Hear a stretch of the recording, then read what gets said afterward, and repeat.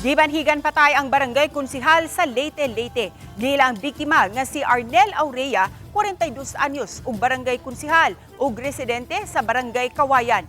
Nahitabo ang pagpamanhig sa barangay Danus. Matud sa kapulisan sa Leyte, pauli ay na ang biktima kauban ang usa ka tanod nga gikan mi-attend sa usa ka function sa laing lugar. Gisundan matud pa sila sa riding in tandem ug pag-abot sa ngit-ngit nga lugar, diri na gipauwan og pusil.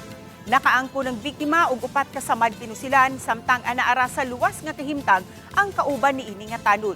Matud sa kapulisan, gisubay pa nila ang motibo sa krimen. Nag-attend po ito ng program ng inauguration dito sa proper. Pagkatapos po ng program, umuwi sila, sinundan po sila ng mga gunmen. Pagdating nila doon sa area na walang tao, madilim, didikitan sila ng gunmen natin, pinutukan sila ng 7 beses.